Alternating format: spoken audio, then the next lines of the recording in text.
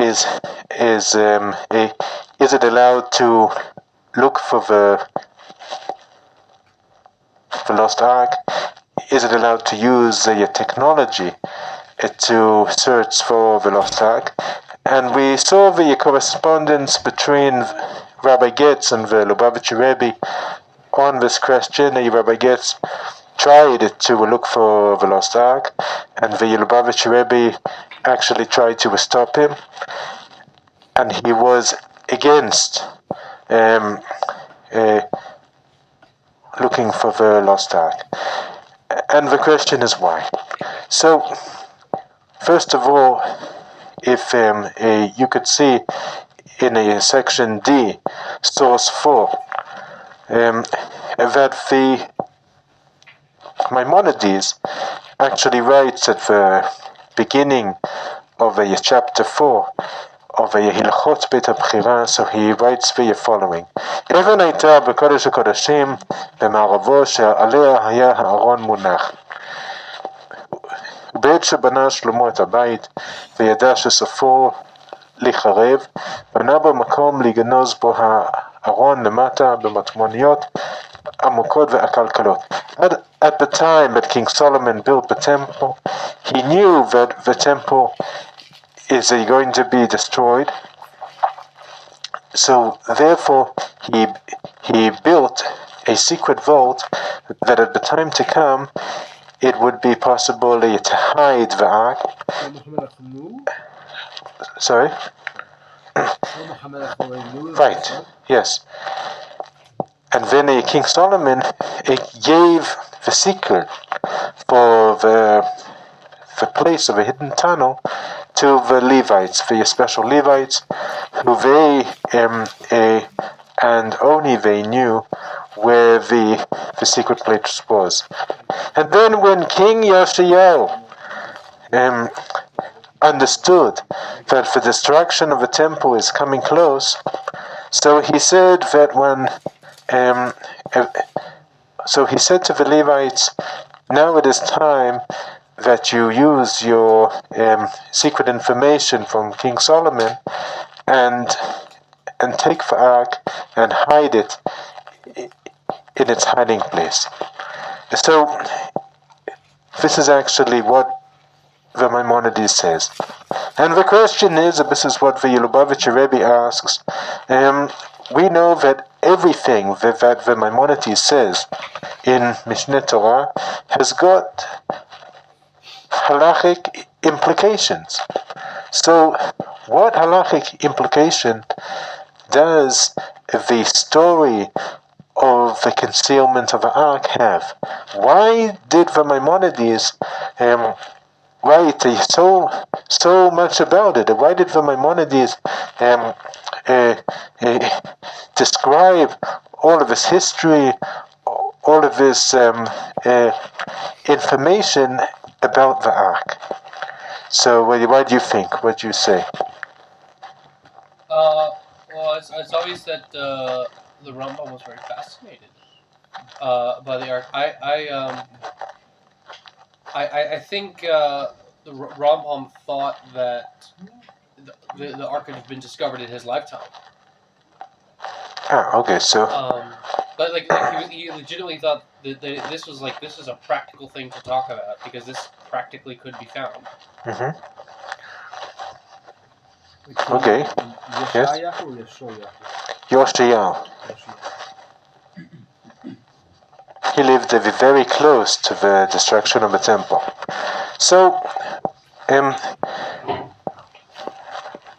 order to answer this question, we have to ask another. And this is a key question. What is the halachic status of the secret place of the ark? That so this is what the Maimonides says in source 5. You could see it. ובעת שבנה שלמה את הבית וידע שסופו לחרב, בנה בו מקום לגנוז בו הארון למטה במטמוניות עמוקות ועקלקלות. So at the time that King Solomon built the temple, built מטמוניות עמוקות ועקלקלות. Secret tunnels underground. So the words of the Rambam are actually based on a pasuk in the prayer of King Solomon when he dedicated the temple. Because the question is, from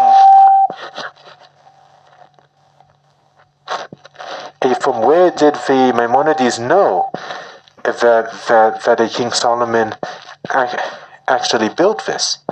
So the answer is that King Solomon actually said so. And if you look at the Book of Kings, there is a pasuk that says it. And this is what the King Solomon says. You could see in the source 5.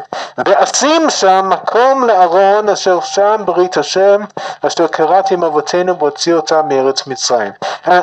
And I put there a place for the ark. Now, what does King Solomon mean when he says that I made a place for the ark? What is this place? Why? What? So why didn't the King Solomon not just say that I put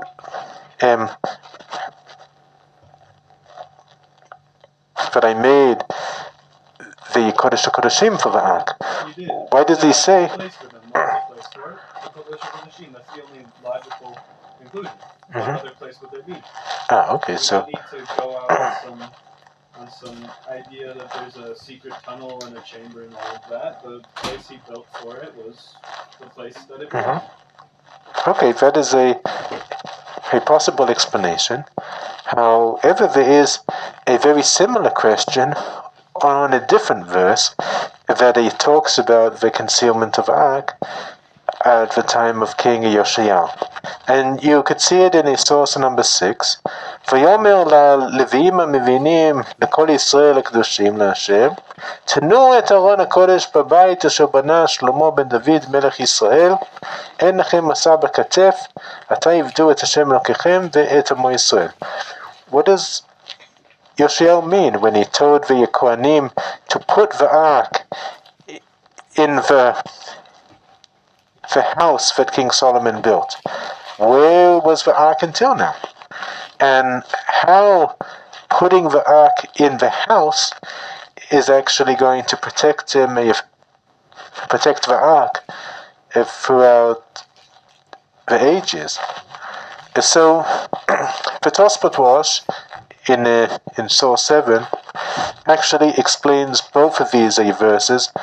Also the first verse that I mentioned before, that King Solomon said, Vasim Sham Makom, and also the second verse in Yedivei HaYamim, Tnu et Aron HaKodesh Babai. So the Tosfot Rosh asks these questions, and then he says that King Solomon knew, as the Rambam wrote, that the temple is someday going to be destroyed, and therefore he deliberately prepared. He built a secret chamber underground that is going to be ready for at the time of that the ark is going to have to be concealed, in order that the nations of the world aren't going to find it. That's right. And now I am adding another dimension to this discussion. So therefore, King Solomon knew, with his wisdom, that the temple is going to be destroyed, and therefore, when he built the temple, he prepared deliberately 2 places for the ark. A revealed place, which is in the Kodesh HaKodeshim, as Yeshua said, and a secret place in a tunnel underground a direct line under Kodesh HaKodeshim. Therefore, when King Solomon says in his prayer, "V'asim sham makom la'aron," I am going to make a place for the ark, he is actually talking about the secret place that the ark is going to be put at the time to come. And when King Yoshayahu commands the Kohanim to put the ark, Babayit Asher Rabbanah Shlomo, in the house that King Solomon built, he is talking about the same secret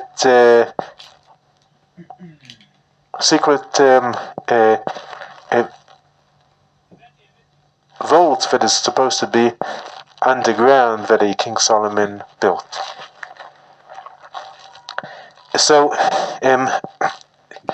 this explanation actually answers a very important question that we asked before.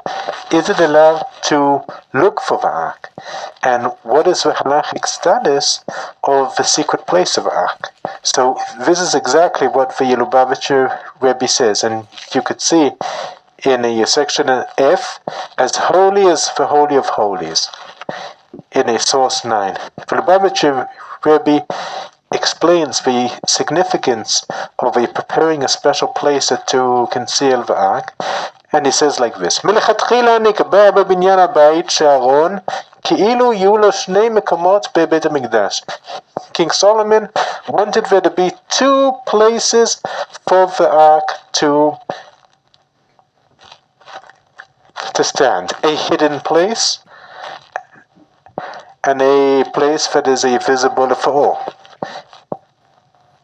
The place that is visible to all, it is going to be on Even Ashtiyah, in a Kodesh HaKodeshim, in the Holy of Holies, and the hidden place is going to be underneath the Holy of Holies, במטמוניות עמוקות ועקלקלות, in secret passageways, in the tunnels underneath the Holy of Holies. So question? Yes? There's one ark and two possible locations. That's right. There are two locations that the King Solomon deliberately built because when he knew that the temple is someday going to be destroyed, so that is why he hid it. What's the purpose of a Machon Meir? That is in a Kodesh HaKodeshim. That is in a Kodesh HaKodeshim, in the Holy of Holies, right? Not going to be a regular place. Okay?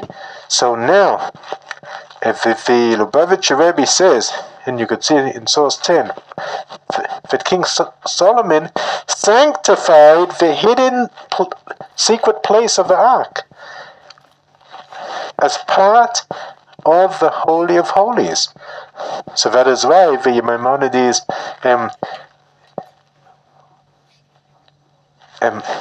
talked about so lengthily about the story of the concealment of the ark, because that there is halachic implications for the place where the ark is hidden, because that it is as holy as the Holy of Holies.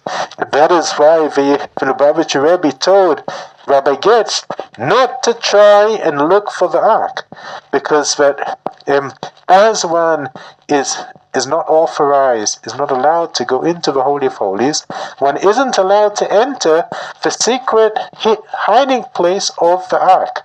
One isn't allowed to enter those tunnels which lead to the secret vault where the ark is concealed, because we're sanctified with the holiness of the Holy of Holies. Yes. Well, Rob, you said that, and what I think could happen is that it could be come upon accidentally. You know, there's always archaeologists doing stuff, you know, and but once they start to see the you know, whatever markings are in those tunnels, they get more and more curious. I could see it happening accidentally, or is it that it's so holy that perhaps, like, what an archaeologist would not stumble upon it because it like repels. Yeah. So, here are two possible answers at your good question. First of all, even archaeologists aren't allowed halachically to enter that part of a temple mount. This is accidentally. Right. Okay. And secondly, King Solomon was the wisest man who ever lived. Therefore, when he prepared a secret place for the ark, he probably would have prepared it in a way, built it in a way, and protected it in such a way that no one would be able to find it.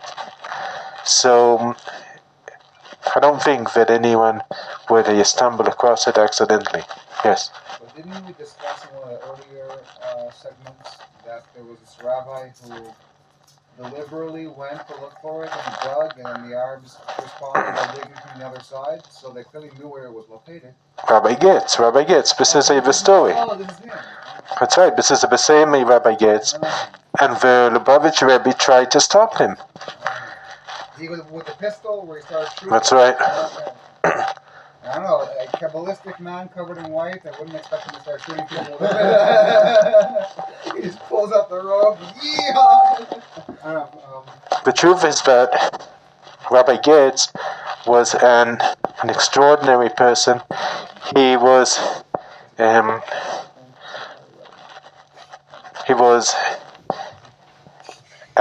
officer in the IDF, and he also was a Kabbalist, and he also was the rabbi of the Kotel. So he was an extraordinary person. So it is true that normally a Kabbalist don't walk around with a pistol, but a Rabbi Getz was also an officer in the IDF, and then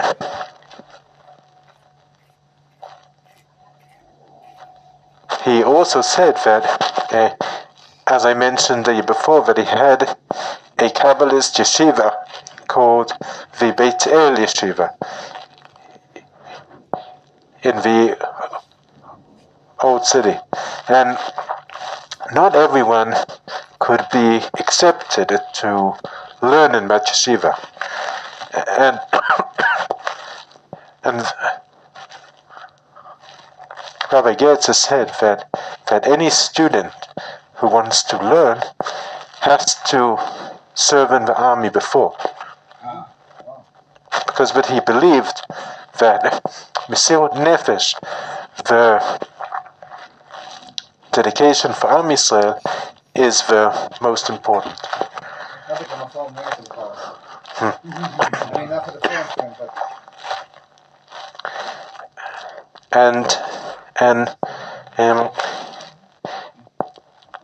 So to conclude the answer of the Lubavitch Rebbe, that one should not try to look for the ark, it is because that the place that the ark is hidden is as holy as the Holy of Holies. So it is not only just a regular tunnel, it is like the Holy of Holies. So as no Jew would try to enter or to dig in the Holy of Holies, so no Jew would dare to enter or to dig in the place where the ark is hidden. Maybe some Kufrim. What? Maybe some Kufrim, no? Well, the halacha applies to everyone, and this is a something that isn't allowed to do. Now,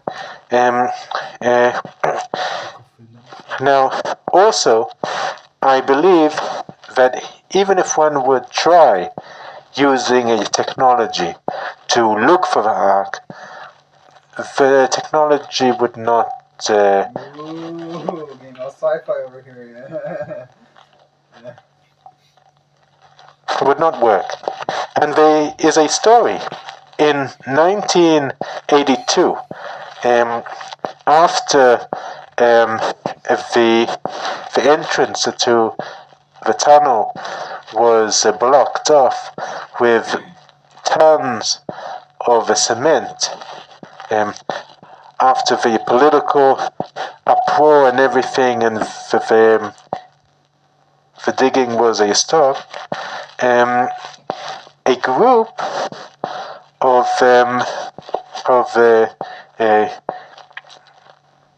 Gentiles came to the Temple Mount, and they had a special machine that can detect what is beneath the ground. And with this machine, they checked the pyramids in Egypt, and they wanted to use it in order to discover what is under the Temple Mount, and to try and look for the vessels of the temple. And so they tried. They brought this machine into the Kutler tunnels, and they tried to activate it, and it didn't work. They tried again, it did not work at all. And they were very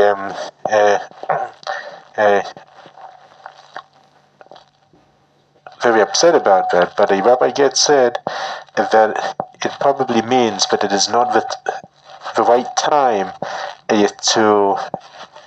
that the ark is going to be revealed. So, What year was Caption made in English? 1982. So we probably for certain that nowadays there is even a greater and more sensitive technology that could probably discover what is underground.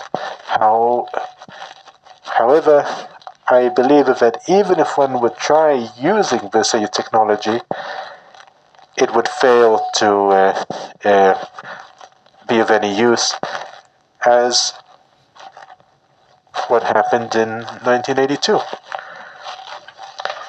Now, if you turn to the last page, the question is do we have to wait until the Mashiach comes in order to search for the ark? And I would like to present a couple of ideas about this. So first of all, one obvious question is that we know that during the first temple, they had the ark until it was concealed by King Yoshiao. The question is, when Ezra and Nehemiah rebuilt the second temple, why didn't they take the ark out? Why didn't they look for the ark during the second temple? They built a temple. They built the Holy of Holies. Why didn't they take out the ark? So there's a couple of possible answers that one could answer.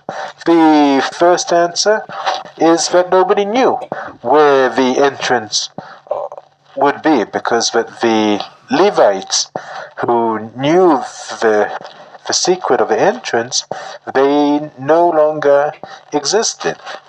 And secondly, as we mentioned in one of the previous Yeshuim, that the Kohanim who tried to come too close to the place where the ark was hidden, they were killed. And the third answer that one could say, as I mentioned the year before, that if King Solomon built a secret vault for the ark, so he probably built it in a way that it would guard the ark for thousands of years, that nobody would be able to find it.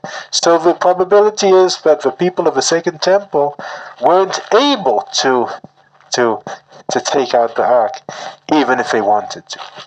However, I would like to suggest a fourth explanation. And the reason that the people of the Second Temple did not take out the ark, it is because that they understood that the ark was concealed with prophecy. Because what it says that King Yoshiyahu asked Huldah HaNeviah, and there was prophecy that the ark must be concealed. And therefore they understood that until that there would be different prophecy, or that the Mashiach is going to come, only then is one allowed to take out the ark. As it says, Shnei Ktuvim HaMachishim Ze Et Ze, Ad Shevo HaShlishi V'Yachvir B'Nehem. So, also in these days, only when there's going to be prophecy and the Mashiach is going to come, so then we are going to know if to look for the ark or to keep it in its place. So, yes? So the ark was concealed with a prophecy, and until another prophecy, That's right. We cannot be sure. That's cannot right. procure the ark. That's right. So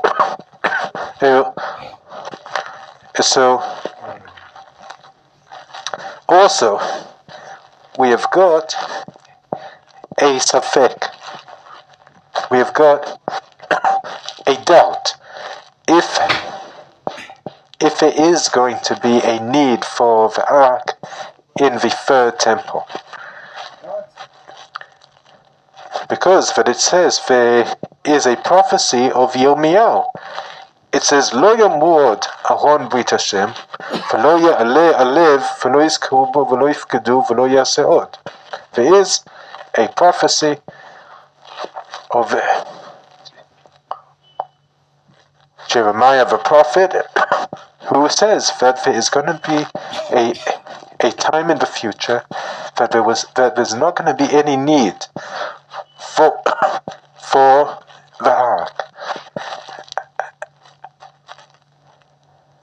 And therefore, because there is a doubt about the ark, so only when the Mashiach is going to come and he is going to build the temple, he is going to tell us what is the right thing to do, to keep the ark concealed in its place, or to look for it and to put it in the Holy of Holies. Yes? So when the Mashiach comes in the near future, with God's help, and the third temple is reestablished, what will lay in the Holy of Holies? It could be that it's going to be just as the second temple, that the Holy of Holies was empty, because the ark was underneath, concealed directly below the Holy of Holies. So it could very well be that the same is going to apply in the third temple. And can we build an ark? Can we make another ark? well, We had a discussion on that. That's right. According to the Maimonides, one isn't allowed to, or there isn't a mitzvah to build another ark. But it's mutar. I guess it is, but it isn't going to have any significance according to Maimonides.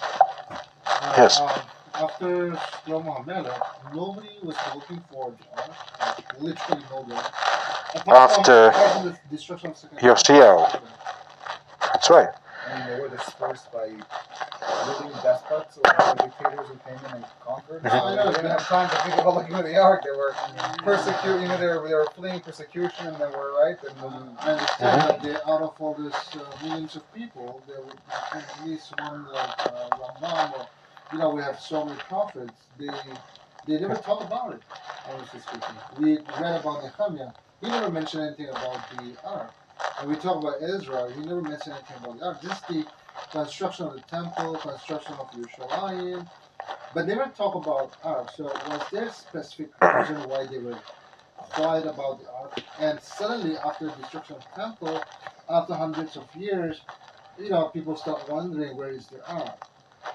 I'm not really getting the reason. Are we just simply we have nothing to do since we long for the temple? We're just saying ark, ark, ark. But honestly speaking, back in those days when the temple was still exists and was not exist, they don't even think about that. They don't talk about it, not even once. Mhm. So there's a mystery itself. That's right. Why wouldn't they talk? And now suddenly we start talking about it.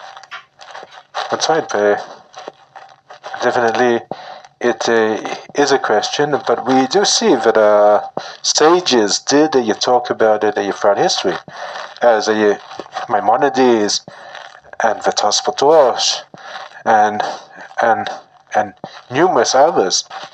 So this topic did interest many. I mean, that was after the destruction of the Second Temple. Right. I'm Yes. talking in between the first In between. and the Second Temple. In between, we didn't even have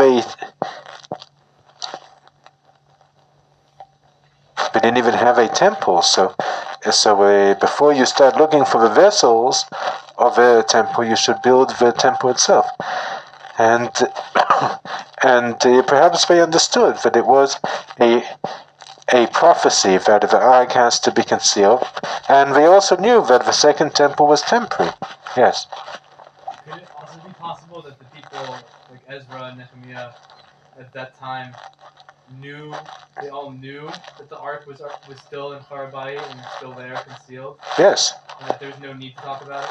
That's right. If they knew that the ark was there because it says that Yoshiao concealed it. It is a pasuk in also in the book of Melachim and also in the Divei Hayamim. So everybody knew that a king Yoshiao concealed it.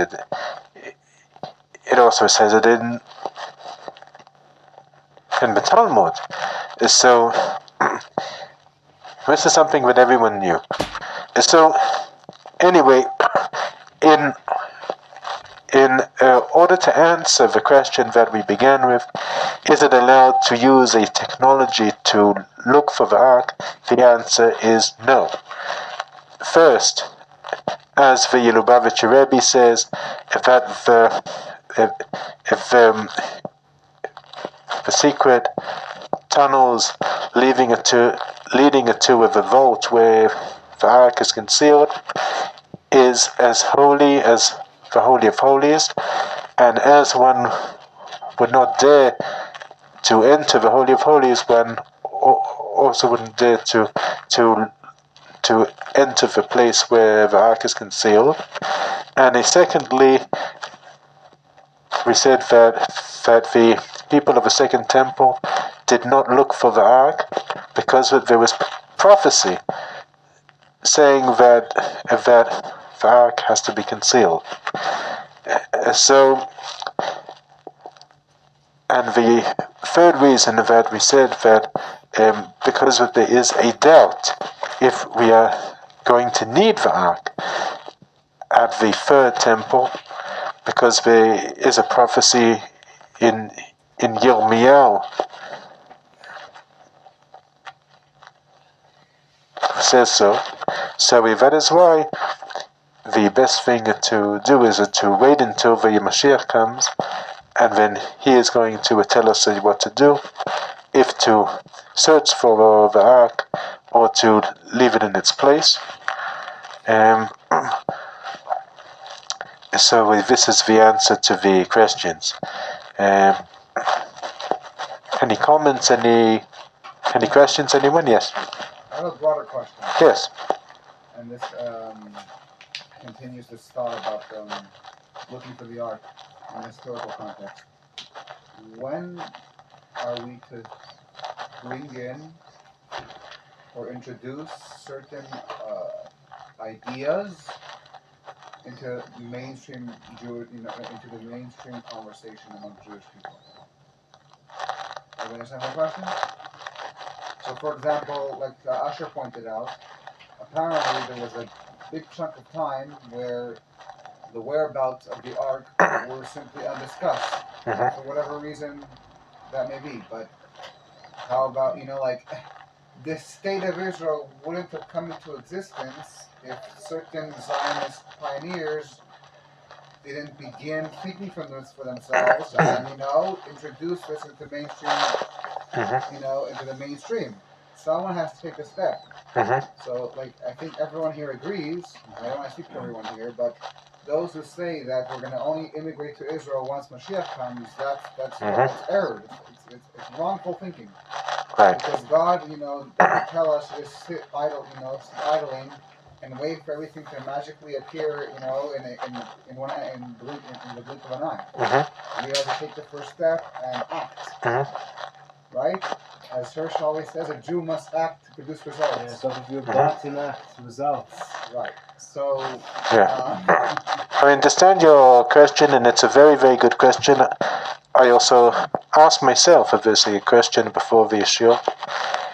And you are asking, what is the difference between Zionism building a land of Israel and you're searching for the ark and the building of a temple, perhaps? Right. Now, the idea of a Jewish state has already been accomplished. Right. After much struggle. Now, what's the next step? We have to continue progressing. That's right. In a good way, and moving forward. This isn't the end. Right. So, I believe regarding the temple, that first of all, what we just did during these 5 weeks, that we studied about the ark, the Chafetz Chaim says that when one studies about the temple, about the vessels of the temple, one actually paves the way for the building of the temple. So what we did in Mizrum, studying for 5 weeks in detail and in depth, trying to understand the temple and the ark, we are actually bringing the temple closer, because the ideas of the temple are now brought to awareness. We are thinking about it. We are discussing about it. We are longing for it. And this, for itself, is extremely important. Now, talking in practical ways, I believe that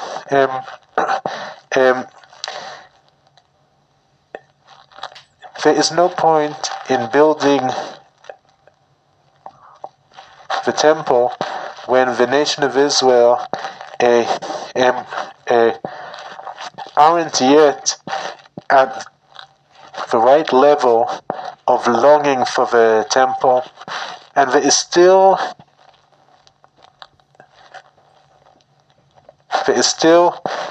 a long way yet to go, because first of all, people have to keep the Torah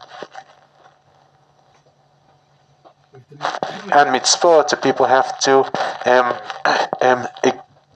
create a Jewish culture, a culture filled with Yiddishkeit, filled with the Torah, and then only when this is accomplished, so then it is going to be time to build the temple. As it says, Bilvavi Mishkan Evne, the building of the Mishkan, the temple, starts from in our hearts. And then only when everyone's heart is filled with holiness, then one can build the temple itself. Because when it is said regarding the destruction of the temple, that when Titus destroyed the temple, so there is a midrash that a heavenly voice said, Titus, you think that you destroyed the temple? You did not destroy the temple. You only destroyed stones that have already been grounded. You have only destroyed a temple that has already been destroyed, because there was a hatred in Am Yisrael, sinat chinam. So the temple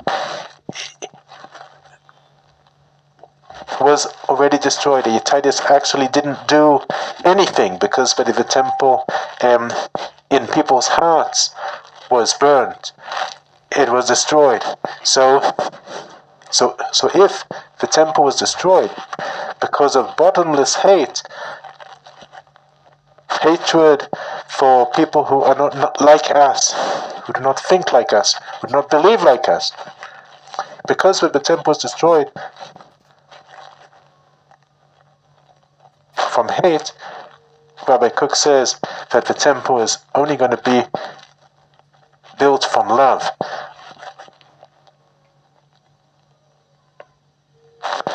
As Rabbi Jonathan Sachs used to talk about the dignity of difference, Rabbi Sachs used to talk about the way that if one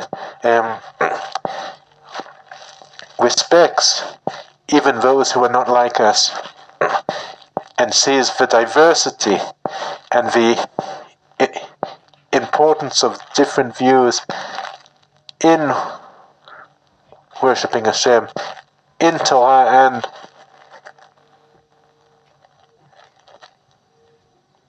mitzvot, only then is the temple going to be destroyed. If it's going to be love instead of hate. So that is why I believe that building the temple, it is through outreaching, it is through teaching Judaism to those who still don't know it, teaching people of the way of Hashem, acting through love and respect, and also learning about the temple and kind of teaching about the temple. This is going to build the temple.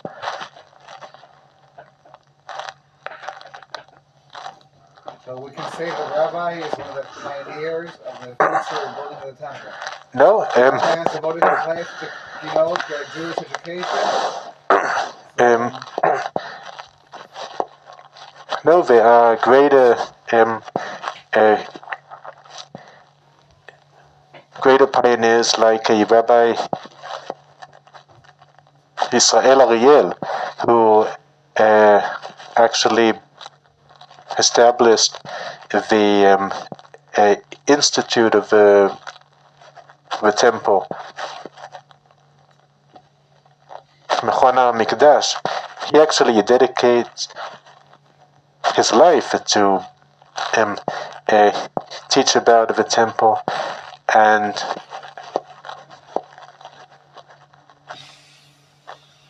going to build it spiritually. There's also Harav Menachem Makovel, who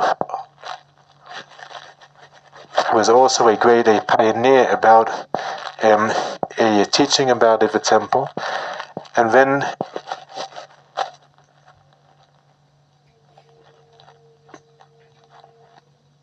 everyone has to do their part. I believe that everyone has got a part in learning about the temple.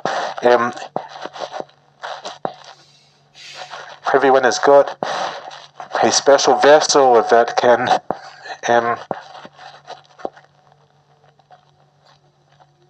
that he is connected to. So everyone has to find their connection to the temple and to study about it and to teach it. And then B'ezrat Hashem, the temple is going to be rebuilt speedily in our time. Amen. Everyone has parts in the rebuilding the temple. Even you, Herb. Every time you do a mitzvah verse,